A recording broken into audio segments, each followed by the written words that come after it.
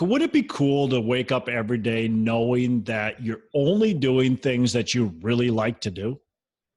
Right? I mean, if you wake up every day and there's nothing on your task list that is kind of something that you just don't really look forward to, that's so awesome, right? If you've got only nines and tens on there, that's going to be a great day. Every single day is going to be a great day if that's all you have. Hello and welcome to Pillars of Wealth Creation, where we talk about creating financial success with a special focus on business and real estate. I'm your host, Todd Dexheimer. Now, let's get to it. Hey, our sponsor for the show today is Pine Financial Group, the leader in hard money lending in Colorado and Minnesota, and they were recently approved to offer their investment publicly. This investment offer is only for investors in Colorado and Minnesota and is only made through their investment prospectus. Get your copy today. Simply visit www.pineinvestments.com and click to get started. Look, there's a reason why some of the wealthiest people in history invest in loans backed by real estate. Learn more about the risks and returns at www.pineinvestments.com. All right, John, I think we are now live, I believe. So let's get rolling here. Sounds good. And so we're trying out something a little new, trying to do a live broadcast here of Hump Day Hustle, the show where we focus on business and real estate as our core pillars of wealth creation. And so if you are out there on the live cast, be sure to let us know. We're trying this out, as we said, and yeah, we might stumble over a few things. We have no clue here exactly how this is going to turn out, but hey, we're going to give it a shot. And if it's terrible, we just won't do it again. That's all. Or maybe we'll try again. But So, yeah. And so for those of you out there who don't know who we are, hopefully you do. I'm John Stiles with Bridge Realty, and we are doing this show once a week to just bring you some great content about business and real estate. Today, we're going to be talking about building a power team. So before we get into the topic, Todd, how are you doing today? I am doing excellent, John. Appreciate the ask. How are you? Doing great. It's great Awesome. to be alive and ready to crush it here. Definitely. So anything new, John, that you want to talk about real quick before we get started? Not too much right now. We're just, in my business, working through a couple of different transactions. It's always interesting, just the different things we go through. Real estate's always something new. Absolutely. So different challenges and different relationships you have to work through and personalities. And so it's a challenge, and that's part of what makes it fun, right? Yeah, definitely. A never a dull moment, right? So yeah, same here. Not too much crazy going on. I am working on really focusing on trying to find another property.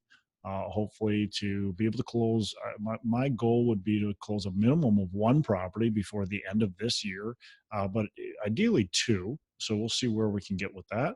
The market's very challenging, so I'm not in a position ever to want to overpay for a property. So I'm always just being diligent and making sure I keep the fundamentals accurate and want to make sure my underwriting's conservative, all that kind of stuff. So, but trying to close on another deal, hopefully, and then working hard, of course, at this conference that we've got coming up that you're a part of, and got the coaching and the mastermind stuff going on as well. So a lot of stuff on my plate, but enjoying it a lot. So let's get going with today's topic, building a power team. Yes, for sure. And having a power team in your business is really important, kind of no matter what business you're in. But it plays quite a bit in real estate. Yeah. Why don't we cover kind of some of the team members that you got to make sure you have in place? Well, first, I think before the team members, John, is we have to know where we're at, and there's a very eager person right now that has been contacting me and Somebody else that I know, and she wants to get going, which I think is great. But she's not maybe in the position to be contacting some of the team members she's contacting. And never, not saying that's a terrible thing, but you also need to know kind of where you're at in your position. And I see it all the time, and I've done that before. As you we're eager and we want to get going right away, and so with that, we think, okay, who do I need to who do I need to have on my team? I heard on a podcast or I read in a book that I need all these people, and so I'm going to start calling all these people and getting them on my team. Well, but if you're not ready for it, then what's the point if it's going to be 2 years, 3 years down the road? Now, if it's going to be a few months, you want to start talking to those people. But if it's years down the road, you don't need to. So first things first, I would say is we just want to understand where we're at in our business right now today, and then where we're going, and kind of map that out. And of course, we want to know.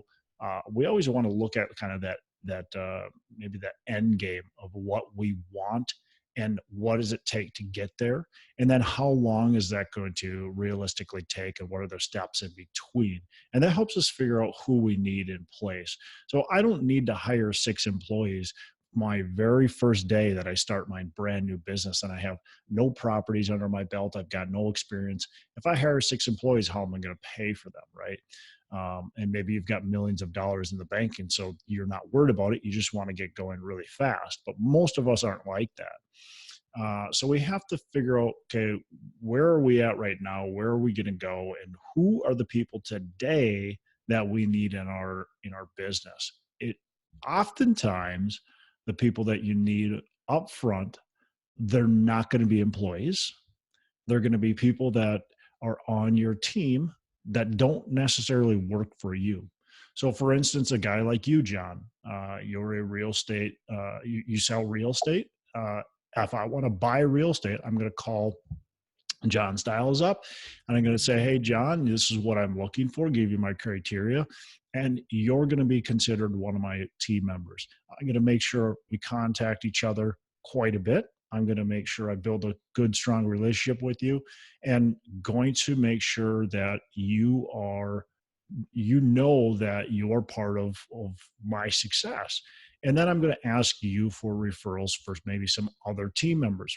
So fairly quickly, I'm going to need a property manager, right? I'm going to need, and that actually, in my opinion, is maybe the first person you actually need on your team prior to getting a deal.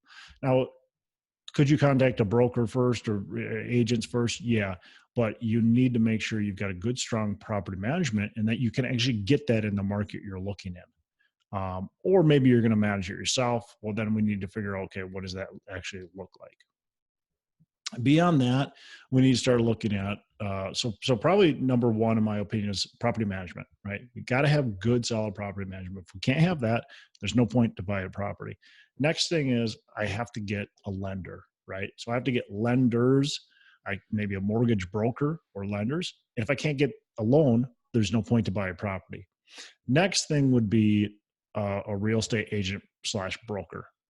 Okay, because I've got to eventually find the properties. Then there's no point to have those previous team members that I just mentioned if you can't ever find a deal. So those all are super important. The number 1, 2, and 3 most important people. Beyond that, then there's a lot of other team members that are really important. John, I'll let you go because I've been blabbing a lot here. So why don't you list off a few more that you think are really important? You're in the real estate industry. You deal with investors. Who else do you think is important? Well, yeah, just going back a little bit, I think just to clarify the conversation, so we're focusing in on somebody who wants to invest in real estate, Yep. somebody who wants to have multifamily properties, um, and talking to somebody like myself, real estate agent. It's part of our job is networking with all these different partners, so we can kind of help you assess who is the next step next team member you should be seeking out, and what are some options that people that we've worked with or that we're aware of, we're friends with, or networked with, that we can refer you to.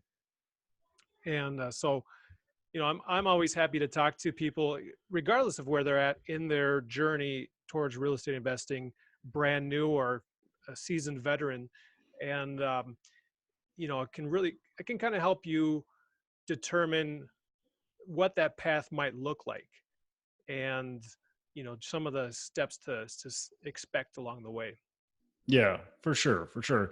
And again, you could probably guide them to who they really need to be reaching out first, second, third, and so on too, and help them get along that path.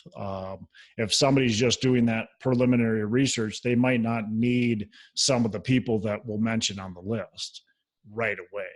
Right. One suggestion that I would say, though, is I know I've just been saying don't get people too early, but I would suggest to make sure you have people on your team prior to executing the deal, because it's always more difficult if for instance, you hear about the person who goes out, they find the deal, they buy the deal, and then either right before closing or even sometimes after closing, they find a property management company.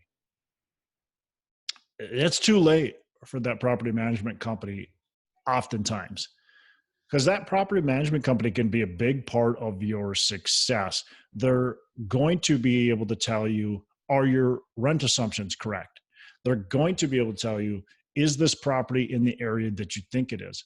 So there's a lot of things and many more things that they're able to tell you. So a lot of things that they can help you with along the way. They're really, really, in my opinion, very important to have right up front. But you might not need a 1031 specialist the day you buy your property, because if you're planning on selling it right away, for one, you can't 1031 it, and there's no reason for that person to be on your list right away. Now, eventually learning and getting to know some 1031 specialists, absolutely a must, but they don't need to be part of my team unless I'm thinking about selling, in the next year or so. Yeah, definitely. And then, so some of the other partners you'll eventually need are contractors. So Yep. especially if you're getting a value add property, you want to make sure your projections of renovation repairs are, pretty as accurate as they can be. You need some great contractors. Yeah, Um, you might need them right away too. I mean, if you're got a big value add, you might need them prior to even really getting through the due diligence phase. But if you've got a fairly stable, kind of yield play property, you don't probably need them right away. You can take your time, get to know some contractors in the industry.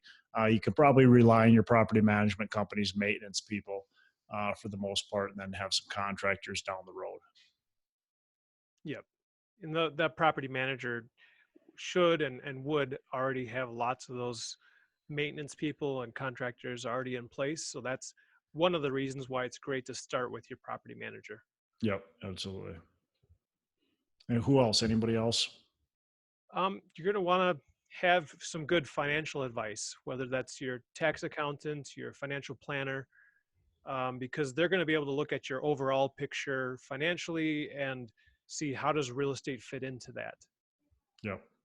Yeah, and your CPA is going to help you determine too your tax consequences. So I would contact your CPA as early on as possible, potentially even before buying the property, because they can help point you in the right direction. What kind of entity is best, and same with an attorney, but what kind of entity is best for that purchase?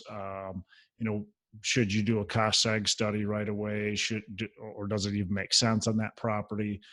So there's a lot of different things that the CPA can kind of guide you on, and they can also, quite frankly, check your numbers too. Oftentimes, hopefully your CPA knows math, and so hopefully they can lead you in that right direction if you need that help as well. Hey, let's take a minute to thank our sponsor, Pine Financial Group. Look, you work hard for your money. Is your money working hard for you? Because of inflation, money sitting idle erodes your wealth. Many investors understand that real estate is a great investment, but may not want the effort or the risk that comes with owning their own property.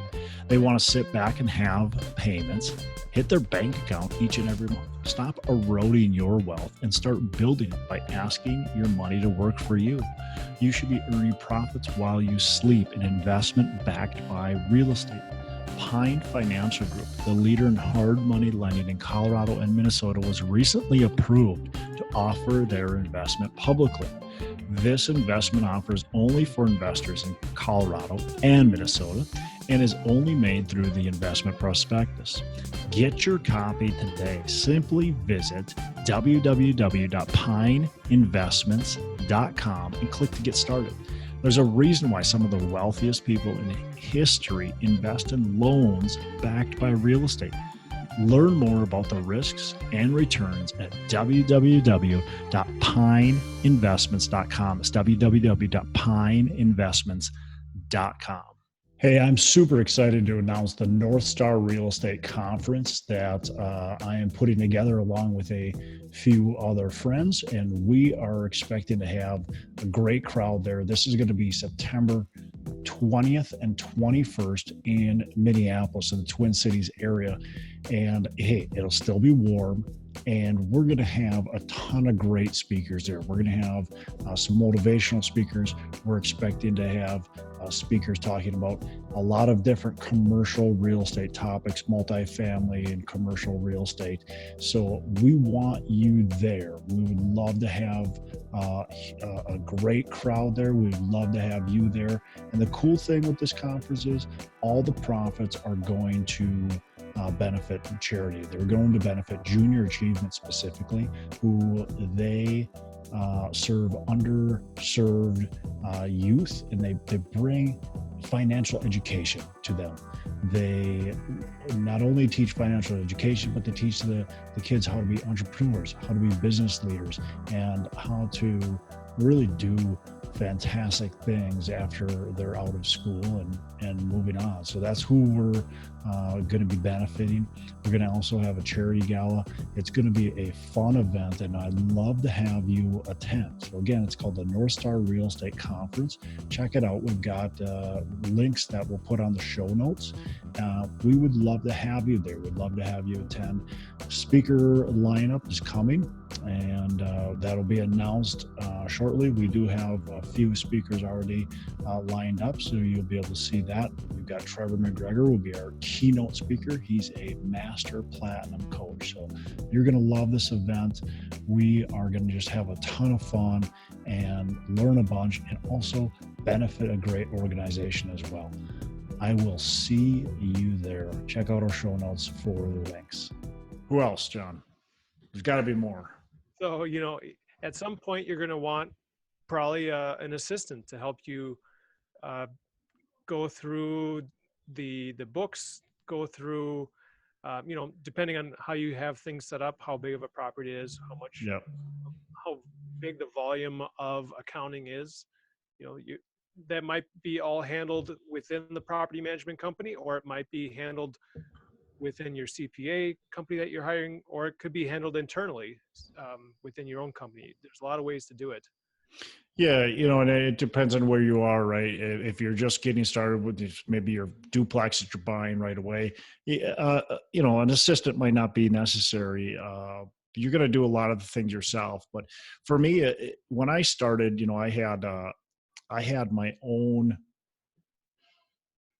I was doing everything on my own. I was pounding the nails. I was doing my own books. I was, finding the properties. I doing everything. Now I did have some real estate agents. I did have, I was quite frankly the contractor, but I did have the lender. I did have my insurance agent, who we haven't mentioned yet, but I did have my insurance agent. I had my title company and my attorney and my CPA. So I did have some of those people in place, but a lot of the stuff I was doing myself. And eventually, if you want to scale and grow, you're going to have to get rid of those things. You're going to have to find the contractor. You're going to have to find the maintenance people. You're going to have to find a bookkeeper, somebody to do your books. You probably will want to find an assistant to do some of the other stuff, or maybe even a partner that can, help you do the other half of the stuff that maybe is not your strong suit. That's one of the biggest things is we're looking to hire or looking to partner. We want to find people that can complement us, that can actually take out our weaknesses or the things we really don't like to do. And that's really important when we're actually talking about hiring someone versus just having a team member. Now, team members can also take out the stuff you're either not good at or don't like to do. I'm not good at being an insurance agent because I don't know how. So I'm going to get an insurance agent. I'm not good at being my own lender or broker because that's what they do. I don't do that. So we got to find the right people that we need on our team, appraiser, inspector, environmental company if you need the environmentals done. And as you grow, we might even add some other people like an asset manager and just other team members that are really going to help us get to COO, CFO. So there's other people that we can hire as we go, as we expand and grow, but those come with baby steps. You're not going to have a CFO after you buy your first duplex. Right. And I think it might be worth mentioning, kind of the reason you want all these different team members and eventually internal partners and employees is so that your business can, one, be efficient, and number two, so that you can, your business can run with or without you eventually. Yep. And then also that the business can grow to whatever point that you want it to grow to. Yep. If you're in a place where you're doing all these tasks and roles yourself, it's going to really limit you because we're human beings and there's only so much we can do. Yeah. One good piece of advice I heard, I've really taken this to heart is, at the beginning, we're doing a lot, right? We're doing most of the stuff. And we want to eventually, as you said, be out of the business or at least have a role where we can expand and be more of the dream, could just continue to help expand that business. And we want to be able to take some vacations here and there. I think most of us do. So what do? So you write down what you do each and every day. So write down what you do, how long it took, and make sure you're really thinking about what you're doing. And then you take 30 minutes at the end of the day and you grade those tasks from, 1 to 10 or whatever it might be. I want to get rid of all my ones and I want to keep all the 10s, right? So I want to keep getting the good tasks. I want to keep those and I want to get rid of the other tasks. Now, the ones might not be stuff I'm not good at necessarily, but it's stuff that I don't like or I'm not good at. Okay. So I want to continue to do that. And you continue that, what we're doing two things. We're creating a list of what we don't like that we want to get rid of. And we're also creating a job description for other people. So it's kind of killing two birds with one stone. We're creating a fantastic job description. And that hopefully will help us create some processes and systems so that business can sustain without us. The more that we have, the more that we can hand off to other people and have it in a process. I mean, I met with my assistants today. She's going to take over all the lease renewals. We do a bad job in my company with lease renewals because we're not proactive on it. Right now, she's going to set up a system. So it's automatically a lease renewal comes up 70 days prior to the lease expiration, where now we can contact with those tenants. We can raise rents as needed. It's an automatic 5% raise at this time, or we're studying the market to see where the rents are. So it's fairly automatic. We're going to do it. We've got a process. We also have some college rentals. Those are all on the exact same date, February 15th. And tenants have a certain amount of time to respond to say if they're going to stay or not. So we're setting up a system there. If she decides to quit, the goal is to have that system set up to where somebody can come in and not take a lot of time and understand that that task needs to be done and exactly how to do it. So that's really important. I think one of the biggest mistakes, John, I've made in hiring people is I don't communicate properly with them. I just assume they know it, right? Because I know what to do. So why wouldn't they? It seems so simple, right? I've been doing it for a long time though, and it's in my brain exactly what to do.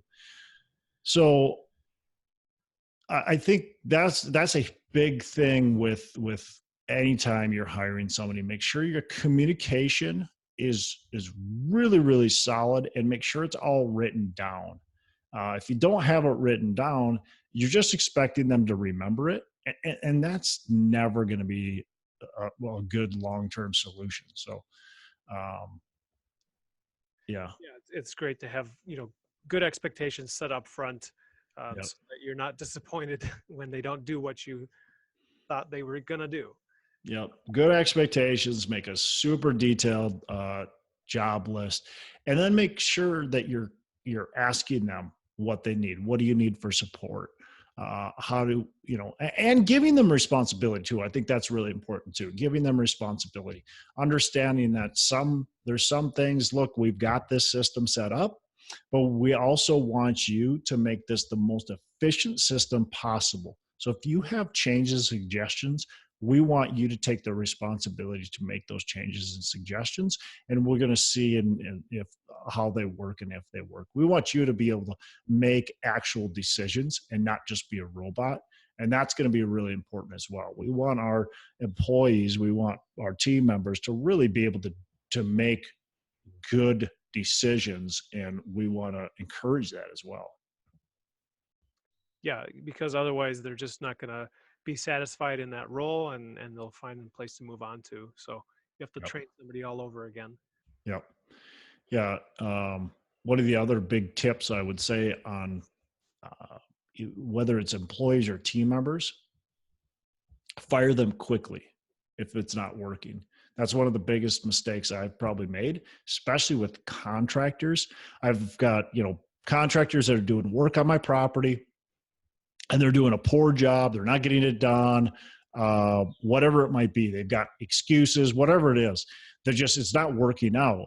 And instead of firing them, I keep them on the job too long, thinking, well, it's going to cost me a lot of money to fire them. I don't have anybody right now working that I can replace them with. I'll just let them kind of be on the job, and, it'll at least push the job along. And that's never been the right answer. It always costs me more money in the end than it's worth having them on the job. They cause more problems. So it can go with anybody. It doesn't have to be a contractor, but make sure you get rid of them quickly. Don't wait. Don't wait until the perfect time, because it's never the perfect time to fire somebody. The only perfect time is right now. Right? Seriously, it sounds bad, but you've got to make that decision. And quite frankly, it's probably the best for them as well, because it's just not the right place for them. If they're not putting forth 100% effort on your job, they either need that kick in the pants, or maybe it's just not the right position for them. So firing somebody can be a blessing to them. Yep. By the way, I wanted to go back briefly to your point system. I think that's really great, not only for the reasons you mentioned of, the lower point items might be something you don't like, might be something you're not great at, but also it might just not be the best use of your time. You might like it, you might be good at it, but you might be better spending your time on something else. Yeah. So that's where, those items, those tasks that you'll give a 10 points to, we're going to be the highest and best use of your time. Yeah. Yeah, absolutely. I mean, would it be cool to wake up every day knowing that you're only doing things that you really like to do? Right? I mean, if you wake up every day and there's nothing on your task list that is kind of something that you just don't really look forward to, that's so awesome, right? If you've got only nines and tens on there, that's going to be a great day. Every single day is going to be a great day if that's all you have. So that's the goal.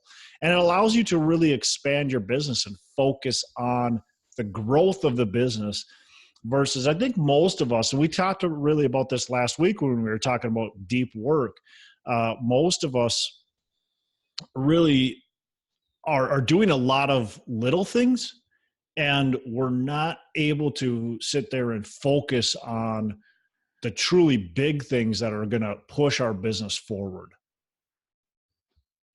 Yep. And that takes some intentional focus, because we get caught up in those little things and we think we're being efficient. We think we're accomplishing things by checking things off. Yeah. Yeah. Cool. Anything else that we need to mention? There's so many more things that we can definitely talk about. I think, probably kind of to recap, in my opinion, is, well, let's first let you have a chance, John. Is there anything more that you want to cover before we recap? Yeah, I think just thinking about your business as a team business is really essential. I think a lot of us who are entrepreneurs, we like to do things ourselves. We like to do them our way, and we kind of get blinded by that, I think, sometimes. Whereas if we take advantage, or not advantage, but if we put to use the skills and strength of other people, that can just make our business go so much further. Even if that means giving up some profit, giving up some equity, it's better to have, what is that saying? Better to have half of a deal than all of no deal at all. Yep. Yep. Absolutely. Yeah. I mean, and that's my syndications, right? I'm doing a multifamily syndication, buying a 200 plus unit building. It'd be great to have 100% of that, right? That makes a lot of money. But the reality is, even if I could buy one or two of those, eventually you run out of money, and you're not going to be able to continue to do it. So it's much better in that case to have 30% of something than it is to have 0% of nothing. And plus, you're also bringing other people along for the ride. They're able to make a lot of good money and achieve some of their goals as well. So there's a lot of reasons to have team members, to have partners, to hire people. In my opinion, there's a lot of good that comes out of it all, as long as you do it right. And everybody is not the right employee. And I think that's where some people get kind of caught up. Everybody's not the right team member, the right employee, the right whatever. And we always ask for referrals. One tip that I don't know if I've said this yet is if say, John, you're the first person to reach out to in a market. And I say, well, John, I'm looking for property managers and so on. I name some of the team members that I'm looking for. I'm asking for your referrals. I'll talk to 4 or 5 other brokers that are in the market, and I'll do this exact same thing with those brokers. And then I'll talk to the property managers that the brokers sent to me. I'll talk to the attorneys and so on. And I'll do the same thing with them. I'll ask them for referrals. Who are the top brokers? Who are the top property managers? Who are the top so-and-so? And I want to get the same names, right? And I want to and narrow it down to those same names. But you might get one of the same names for the property manager, but when you call that property manager, they don't have the same mindset as you do. Maybe they don't have the same ethics as you do. Maybe they just have a different feeling that you're not so comfortable with. But don't hire them just because everybody said they were the best. Hire them if they fit into your company as well. And I think that's one of the biggest things, is you want to make sure people align with your belief system and your values. Otherwise, you're doing it for the wrong reason. Yep, there's got to be a good fit there. So Yep. that can take some trial and error, and You can. so that's probably the challenge that causes a lot of people to shy away from partnering with people, because there's potential for things to go wrong. Yeah. But hey, you just got to work through that and find. But again, fire quickly. If it doesn't work, just fire quickly. It's the best for both sides, and it just needs to happen. So, okay. So to wrap, I think figure out your weaknesses, right, and fill the gaps. Find team members that align with your goals, right? With your values, with your goals, with your ethics, so on. Find team members that are smarter than you, more skilled than you, and are able to do those tasks that maybe you don't like. Do your value, or do your numbering system, your grading system, and then find team members are smarter and better at you than those things. The other thing is continually evaluate your team and replace them as you need, right? Fire them quickly if you need to. Add new team members as you grow. I would say always add them before you need them, but don't add them too early. If you're not ready for a team member, like I use the 1031 specialist, for example. If you're not ready for a 1031 specialist, don't get them you can still talk to them, but don't get them really as like encouraged that you're going to be doing a 1031 in the next 6 months, when in reality it's 6 years from now. They should understand that. So you can build those relationships, but make sure everybody is understanding where you're at in your business. Now, the last thing is, I would say, have a few backups, and always keep an open mind. So I've got a property management company. Maybe they're doing okay right now, but I want to be kind of talking with and building relationships with a few other property management companies, just in case if things don't go right and I do need to fire, and I want to fire quickly. Who do I go to? If I already have some backups, if I already have some people that I've built some relationships with, then it's fairly easy to pick up the phone or go have a meeting and really talk with them and figure out if they are the right fit, because you've already equipped yourself with enough knowledge to make a fast decision. That's all I got. You got anything else? No, I think that's good. Is it just going to an example of, like, if you've got a maintenance concern at your property, and then you call your one electrician or your one handyman or whatever it is, and they're not available, or they're suddenly really expensive, if you don't have anybody else to go to, then you're kind of stuck, Yeah. or you have to go through the process of finding somebody. So definitely it's great to have the backups in a kind of a short list of people that would be a good fit for you. Yep. Yeah, absolutely. And I'll give you a perfect example right now. What I'm dealing with is I have one plumber. I don't have two. I don't have a backup plumber. Well, right now my plumber is booked out. He's going on vacation, and I've got a job that I would like him to start, but he's not available. Now, it's never happened before, so I've never built relationships with other plumbers.